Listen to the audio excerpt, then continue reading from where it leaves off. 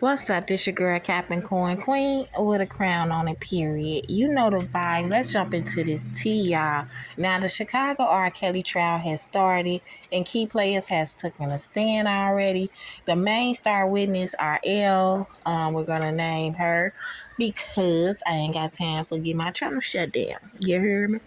And not only that, she's listed as Jane to protect her identity and a testimony. So you're going to hear Jane throughout this testimony that I'm going to reenact for you guys.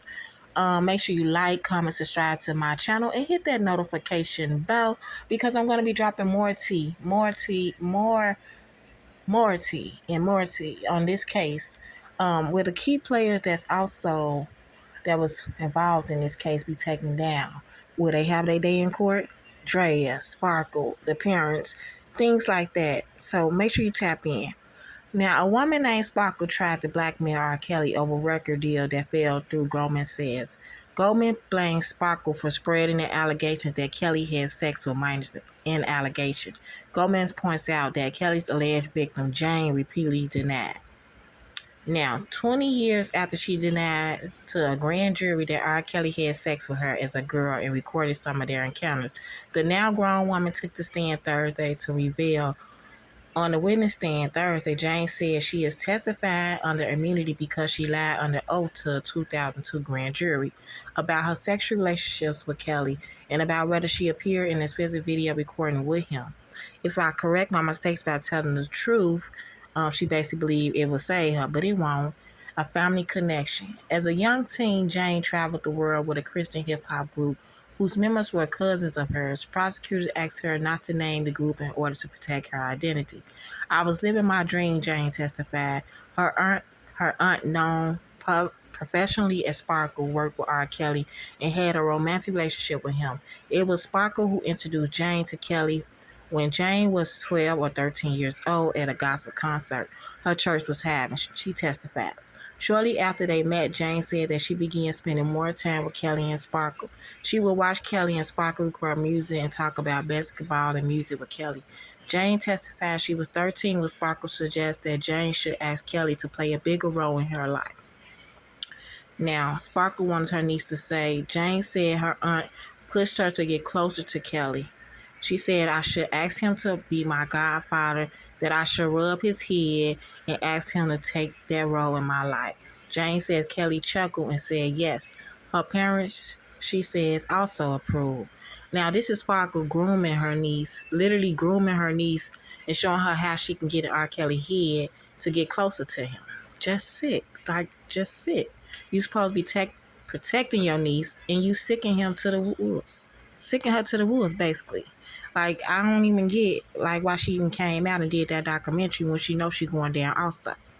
Now, Jane testified that she was 14 years old when Kelly's sexualized comments became action. She said Kelly began touching her breast and vagina area while touching himself one night when they were at the recording studio. The touching, she testified, quickly turned into oral sex and other sex acts, and she lost her virginity to him.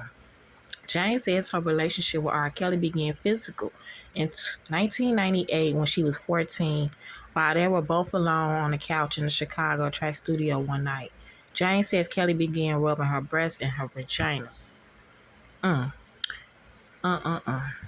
Now, it said that when the Illinois Department of Children and Family Services, which is DCFS, began investigating an allegation that Kelly was having a sexual relationship with Jane in 2000 of April when she was 15. Jane testified that she denied the relationship.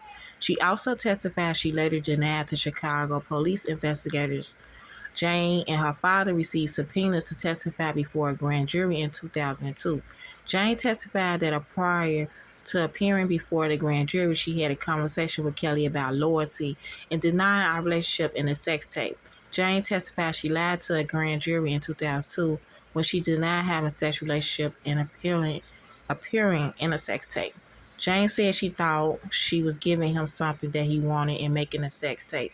This was a relationship, and these are normal things that happen, Jane said, answering prosecutors as they asked her why she agreed to the videotape if she felt uncomfortable.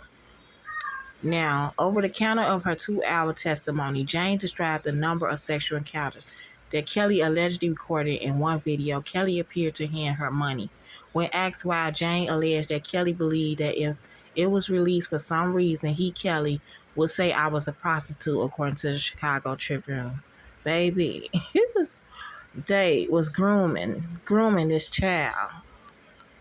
Asked about that early denial on Thursday, she told jurors that she was afraid something bad would happen to Robert, according to the Associated Press. I was protecting him. Now, why do a 13-year-old feel like that she needs to protect her predator? This is just the stint that how he got into her head. Asked why she had sex with Kelly, Jane said it was out of intimidation. He was an authority figure. I didn't know how to respond. I didn't know how to say no. I just went along with things, and it somewhat became normal. And that's crazy that it had to become normal to her. Jane, on her relationship with Kelly, once it turned sexual in her early teens, anything I wanted, he just made it seem like it was available to me. Not just materialistic, but emotionally, with anything I was going through, whether it was school or friends, he was there for me. At that time, Jane got a tattoo with Kelly's name inside her heart around this time. And it's basically stating that they sent her on a trip to Mexico.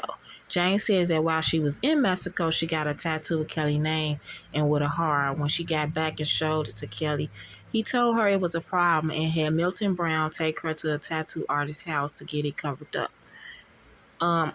As he admitting right there that something was wrong. Now, R.Kelly knew damn well it was wrong to be in a secret relationship with any underage child that was that young as 13 years old, 14, it don't even matter. He know it was dead wrong. He has a daughter that was probably around the same age about it. Well, I don't even think she was born then. But either way I go, like, come on now. You know it was wrong. And he's gonna pay.